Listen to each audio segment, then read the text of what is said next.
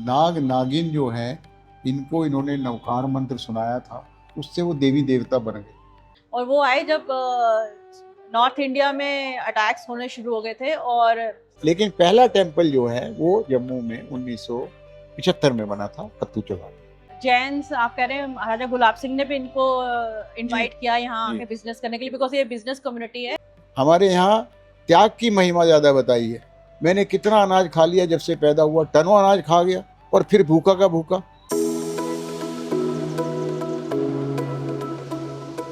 नमस्ते viewers, so here we are again with another episode of history महकमा। और आज हम एक ऐसे टेम्पल की बात करेंगे जो कि जम्मू की एक इम्पॉर्टेंट कम्युनिटी है, उसको डिवोटेड है, उनके द्वारा बनाया गया है। We keep talking about so many temples, हमने पीछे भी बहुत सारे टेम्पल्स की बात की है, गुरुद्वारा की बात की है, बट ये जम्मू की सेक्रेड जो आप कह सकते हैं ज्योग्राफी में एक इम्पॉर्टेंट एडिशन हुआ रिसेंटली है। It was finally built in 2013, लेकिन the kind of architecture which is there in this temple, it's a new, you can say, a kind of an intervention in the existing जो हमारा जम्मू का temple architecture है। जी हाँ, आप मेरे पीछे देख रहे हैं, ये है Shri Nageshwar Parshvanath temple which belongs to the Jain community of Jammu region. और इस टेम्पल के बारे में कि how it came into being, और इस जैन जो कम्युनिटी है उसकी क्या फिलॉसफी ऑफ लाइफ है, और जैन कम्युनिटी ने जम्मू रीजन में क्या कंट्रीब्यूशन दी है। बिकॉज वी नो दैट जो जैन्स थे वो पहली बार महाराजा रंजीत देव के टाइम पे 18th सेंचुरी में जम्मू में आए थे, बाद में महाराजा गुलाब सिंह के टाइम से भी आए, और they have been an important trading community in Jammu region. तो इसके बारे में जानने के लिए हम हमारे जो स्पेशल गेस्ट हैं डॉक्टर जैन, उनसे पूछेंगे। तो आइए चलते हैं टेम्पल में। नमस्ते सर। नमस्कार। सर पहले तो हमें इस टेम्पल के बारे में बताइए आप। ये टेम्पल 2013 में बना था। बन तो 5-7 साल लगे इसको बनने में, और इसकी प्रतिष्ठा जो है जब इनॉग्रेशन हुई थी वो 2013 में हुई थी। नागेश्वर पार्श्वनाथ जैन धर्म के 23वें तीर्थंकर थे पार्श्वनाथ, उनका मूल प्रतिमा उनकी है ये मंदिर में। और मंदिर में लोग आते हैं तो अपनी इच्छाओं की निवृत्ति के लिए आते हैं। जो सांसारिक इच्छाएं हैं उनको छोड़ के अलौकिक इच्छा प्राप्त करने के लिए आते हैं। अलौकिक इच्छा क्या है कि मुझे तेरे जैसा बनना है। भगवान जो है उसने इस जन्म मरण के चक्र को भेद किया, उसको काट दिया, आवागमन के चक्र से मुक्त हो गए और वो भगवान बन गए। मैंने भी भगवान बनना है। हर आत्मा में परमात्मा बनने की शक्ति है, नर से नारायण बन सकते हैं। तो मंदिर में इसीलिए आते हैं, भगवान की पूजा करें हम, और वहाँ एक इच्छा केवल रखें कि हमने तेरे जैसा बनना है, भगवान बनना है। तो जब हम उसकी पूजा करते हैं तो हमें रास्ता प्रशस्त होता है, मार्ग प्रशस्त होता है अच्छे काम करने के लिए, अपने विकारों को दूर करने के लिए, और उस स्टेज तक पहुँचने के लिए जिसके लिए मनुष्य ने जन्म लिया है, मोक्ष प्राप्त। सर मैं आपको इंटरप्ट करूंगी यहाँ पे। ये जैसे हमने बोला कि ये श्री पार्श्वनाथ जी का टेम्पल है, तो आप हमारे व्यूअर्स को बताएंगे कि हमारे जो जैनिज्म में 24 तीर्थंकार्स हैं, वो तीर्थंकार्स क्या होते हैं, और जैन जो लोग हैं उनका ये जो वर्शिप मोड है ये कैसा है। ऐसा है कि सबसे पहले भगवान ऋषभ देव थे, पहले तीर्थंकर। वेदों में उन्हें 8वां अवतार कहा गया है।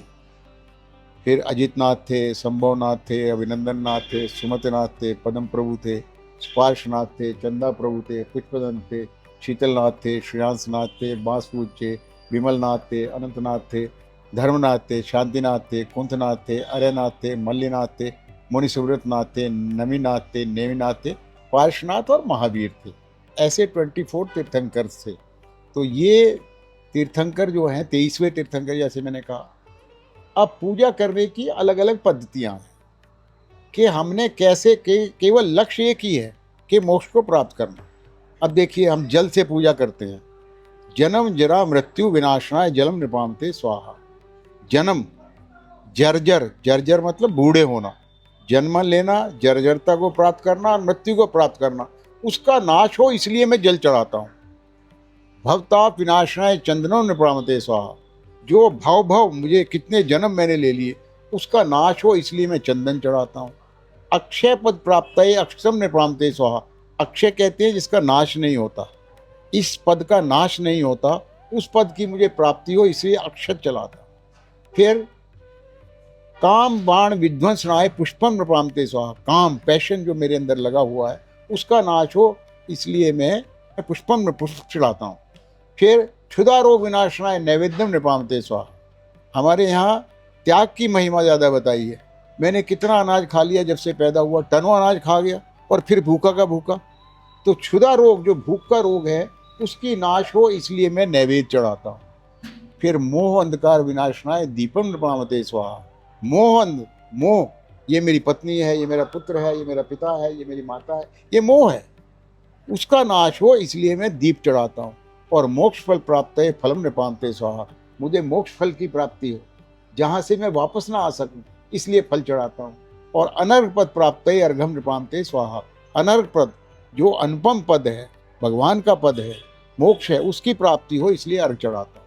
ये पूजा की पद्धति है। फिर अलग अलग कोई सत्संग करता है, कोई पाठ करता है, कोई यज्ञ करता है, कोई हवन करता है, ये दीज आर रिचुअल्स। लेकिन वास्तव में एक ही चीज़ है भगवान से मांगने की, वो है कि मुझे मोक्ष की प्राप्ति। ये संसारी चीज़ें तो मामूली है, ये तो खुद आदमी को मिल जाती है, कोई बड़ी बात नहीं है। सर ये अभी मतलब ये एक इम्पोर्टेंट प्रोमिनेंट टेम्पल है जैन्स का, क्या इसके अलावा और भी टेम्पल्स हैं जी, जम्मू सिटी में? जी, जम्मू में जैन बाज़ार है, एक बहुत पुराना है, उसके साथ में फत्तू चौगान कहते हैं उस जगह को। वहाँ का टेम्पल भगवान महावीर का टेम्पल बना हुआ है जो कि 1975 में बना। तो वहाँ पे भी उसकी भी बड़ी मान्यता है, वो हार्ट ऑफ सिटी में है। और उसके बाद में एक मंदिर जैन नगर में है। जैन नगर में मंदिर जो है वो 1995 में बना था। और फिर एक किसी ने घर में बनाया हुआ है, भगवान शांतिनाथ का मंदिर है वो 2012 में बना। और ये मंदिर जो है 2013 में बना। तो कुल मिला के 4 टेम्पल जम्मू में। तो इसका मतलब जब आपका जो अर्लीस्ट टेम्पल है वो 95 में बना है। मंदिर 95 में बना, लेकिन जैन कम्युनिटी का प्रवेश हमारी स्टेट में महाराजा गुलाब सिंह के टाइम से हुआ। रंजीत देव है, रंजीत देव महाराजा गुलाब सिंह जो हैं वो 1845 से लेके 1865 तक उनका राज्य रहा। उसमें उन्होंने पाकिस्तान से, सियालकोट से, लाहौर से कुछ जैन्स इनवाइट किए यहाँ पे बिजनेस करने के लिए। बिजनेस करने के लिए आए और फिर बिजनेस करते करते नेचुरली जहाँ आदमी ने जाना है, अपना धर्म भी जो अपनी उपासना पद्धति है उसको करना है, तो इतनी देर टेम्पल्स नहीं बन सके, शायद घरों में रखे हों उन्होंने। लेकिन पहला टेम्पल जो है वो जम्मू में 1975 में बना था, फत्तू चौगान। पहला टेम्पल वही है। जी जी, पहला टेम्पल। तो कहते हैं ना कि जो ये जैन्स आप कह रहे हैं, महाराजा गुलाब सिंह ने भी इनको इनवाइट किया यहाँ आके बिजनेस करने के लिए, बिकॉज ये बिजनेस कम्युनिटी है। लेकिन हिस्टोरिकल एविडेंस हमारे पास है कि सबसे पहले जो जैन्स आए, और वो आए जब नॉर्थ इंडिया में अटैक्स होने शुरू हो गए थे और जम्मू में महाराजा रंजीत देव का रूल था, तो यहाँ आए और यहाँ पर उनको जैन बाजार में, जो आज जैन बाजार जिसको कहते हैं, वहीं पर उनको ज़मीन दी। और वहाँ पर बिकॉज वो सारे एक्चुअली में वो जैन कम्युनिटी थे, वो सेक्ट था जो कि ज़्यादा ज्वेलरी में और इसमें गोल्ड में डील करते थे। तो उनको वहाँ पर स्पेस दी, जिसको किसी ज़माने में भाबड़ा बाजार कहते थे, अब तो हम उसको जैन बाजार कहते हैं। तो इसके बारे में कुछ पता है आपको? बताएं कुछ। मतलब ट्रेडर्स रही है कम्युनिटी, जैन कम्युनिटी शुरू से व्यापारी वर्ग रहा है, और for the promotion of trade ही जम्मू में उनको बुलाया गया था। और जैन बाज़ार वहाँ पे हुआ। आप ठीक कह रहे हैं कि वहाँ पे यूटेंसिल्स की, मेटल्स की और गोल्ड शॉप जो है वहाँ पे बनी और उसको जैन बाज़ार कहा वहाँ पे।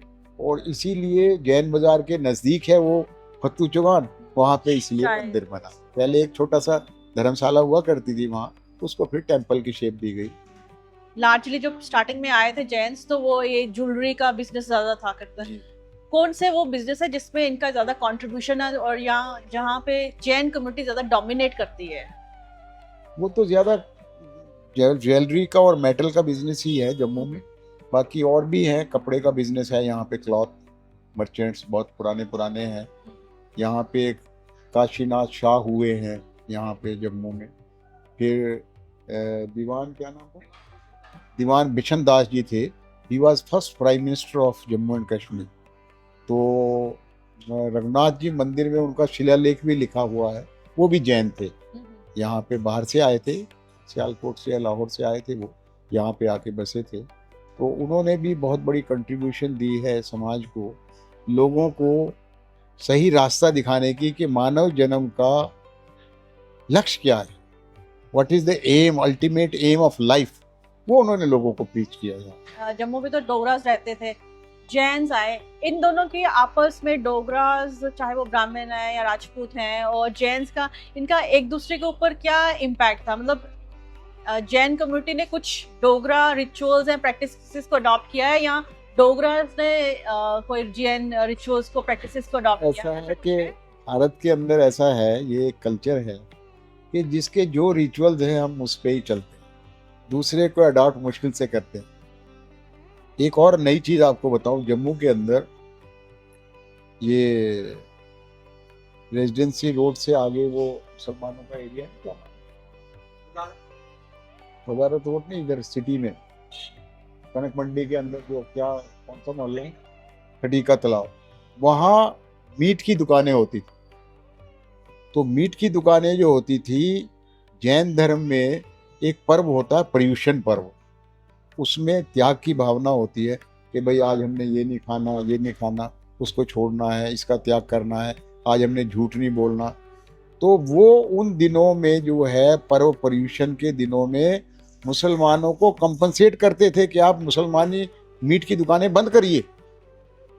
लेकिन कितना ख्याल रखते थे मुसलमानों का भी जैन कि मीट की दुकानें तो बंद होगी, उनकी रोजी रोटी बंद होगी, तो कंपनसेट उसको जैन कम्युनिटी करती।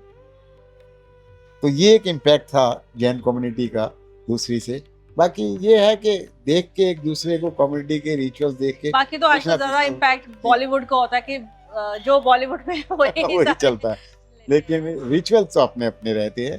तो जैन कम्युनिटी में एक दूसरे से कंप्रोमाइज नहीं करते, जैसा है वैसा है। आप जानते हैं जैन कम्युनिटी सबसे बड़ी कम्युनिटी है जो 24% टैक्सेशन देती है, 1% से भी कम है पूरे भारतवर्ष के अंदर, लेकिन 24% टैक्स देती है। जम्मू में कितना परसेंट है ये? जम्मू में लगभग कोई 450 घर है, मतलब कम्युनिटी आप ये मान के चलिए कि 2 से 3 हज़ार तक लोग रहते हैं। तो ये आपने भी बताया कि कुछ इम्पोर्टेंट, कुछ और भी इम्पोर्टेंट फैमिलीज हैं या लोग थे जिनकी कंट्रीब्यूशन है? हाँ, एक तो मैंने बताया काशीनाथ शाह थे, और एक थे राय बहादुर रामजी दास। वो सियालकोट के अंदर राय बहादुर का पद मिलता था अंग्रेज़ों के ज़माने में, जो उनके हाँ में हाँ करते थे उनके, तो उनको राय बहादुर का खिताब दिया जाता था। तो वो राय बहादुर थे रामजी दास जी, वो लगभग 1930 में जम्मू आए थे। तो उनका कपड़े का और उसका एजेंसियां थी उनके पास, एलगन वगैरह की एजेंसी थी, उसका काम करते थे। आज भी उनके आगे जनरेशन काम कर रही हैं। उन्होंने ही अपने घर में एक मंदिर बनाया हुआ है।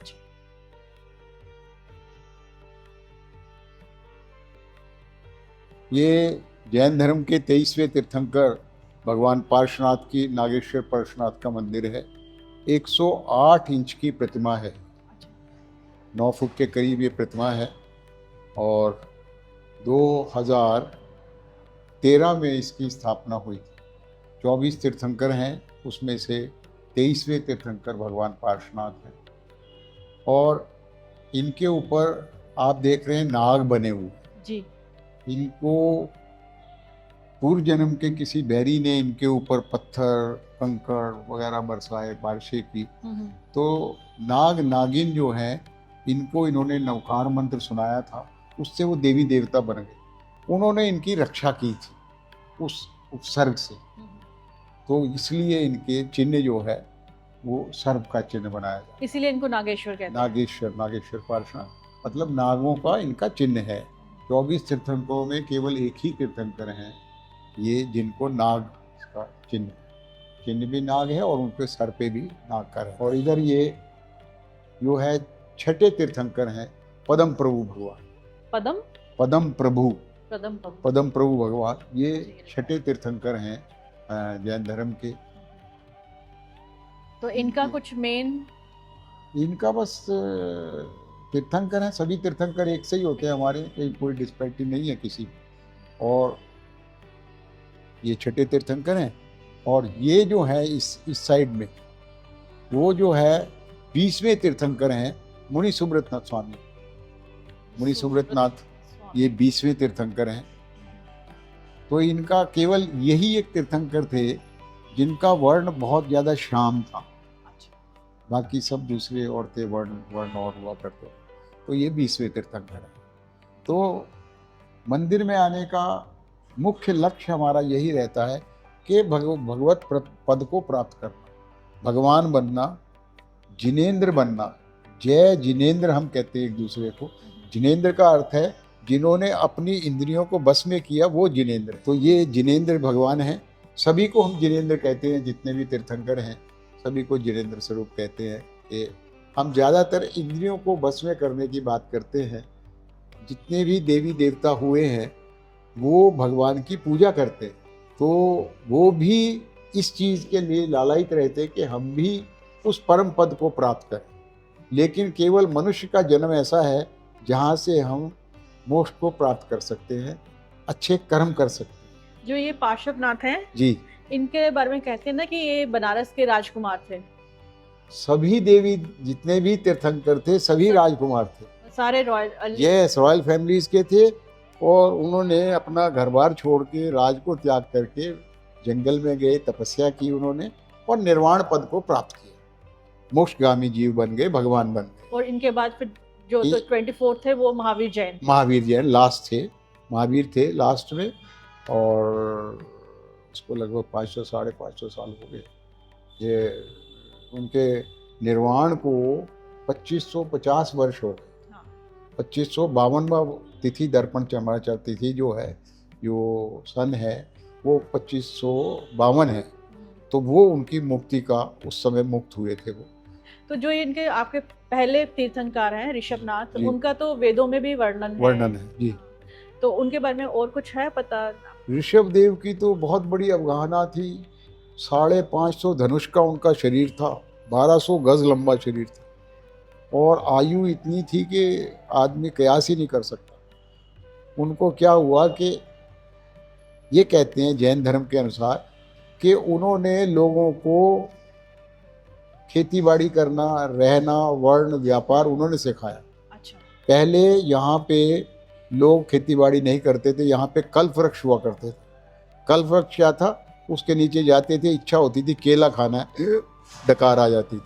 कल्पना मात्र से इच्छा की पूर्ति होती थी। लेकिन जब नाभि राय उनके पिता का नाम था, जब वो पैदा हुए तो वो कल्प वृक्ष लोप होने लगे, ख़त्म होने लगे। वो महाराज के पास गए, उनके महाराज हम अब क्या करेंगे, हम हमारी जीविका कैसे चलेगी। उन्होंने खेती बाड़ा करना सिखाया कि ऐसे हल चलाइए, ऐसे करिए, ऐसे ज़मीन में बीज डालिए। तो जब बीज डालने लगे तो उनको अब बैल चल रहे हैं, उन्होंने मुंह भी मार लिया उसको। तो उनके पास गए कि महाराज हम तो मेहनत करते हैं और आधा अनाज तो यही खा जाएंगे, हमें तो बचेगा कुछ नहीं। तो उनके मुंह से सतत ये निकल गया, इनके मुंह बांध दीजिए, मुंह पे छीका लगा दीजिए। और फिर एकदम ध्यान में आ रहे, भाई मैंने तो पाप कर दिया उनको ये करके। तो 12 पल उनके केवल मुंह बंधे रहे। 12 पल मुंह बंधे रहने के हिसाब से 12 महीने तक उनको भोजन नहीं मिला। भगवान ऋषभदेव को उनको भी कर्मों ने नहीं छोड़ा। 6 महीने का तो उन्होंने त्याग कर दिया। जब निकले वो भोजन के लिए कि 6 महीने भोजन नहीं करूँ। और 6 महीने के बाद ये मन में विचार आया कि भाई मुझे रास्ते में काला बैल मिले, उसका एक सींग टीटा हुआ हो, दूसरे सींग पे गुड़ की भेली लगी हो, वो जौ से लिपटी हुई हो, ये साधन मिलेंगे तो भोजन कर। देखिए कर्मों पे कितनी अटूट श्रद्धा थी। तो 6 महीने तक वो नहीं मिला। अब वो तो दिगंबर अवस्था में थे, वस्त्र नहीं पहने, वो सब कुछ छोड़ दिया था। तो जब गए तो कोई तो वस्त्र लेके आ रहा है, कोई आभूषण लेके आ रहा है, उनका अंतराय हो जाता। फिर राजा सोम श्रेयांश थे हसनापुर में, उनको स्वप्न आया कि राजा आप तो मौज मस्ती कर रहे हो और ऋषभदेव इतनी देर हो गया उन्हें भोजन भी नहीं मिला, तो उन्होंने अक्षय तृतीया के दिन, अक्षय तृतीया तिथि होती है ना, हाँ जी। उस दिन इक्षु रस, गन्ने के रस का आहार दिया उनको। मतलब वो 12 पल जो उनके मुंह बंधे रहे, उससे उनको कर्मों ने इतना घेरा कि 12 महीने तक उनको भोजन नहीं मिला, ऋषभदेव को। तो हम जैन लोग कर्मों पे अटूट विश्वास रखते हैं कि कर्म हम अच्छे करेंगे तो हमें अच्छा उसका फलादेश मिलेगा, लेकिन इच्छा नहीं कर, जैसे गीता में भी कहा है, कर्म किए जा, फल की इच्छा न कर। सो व्यूअर्स, ये था हमारा आज का episode on this special beautifully intricate temple, Jain temple at बहाव प्लाजा, नियर बहाव प्लाजा।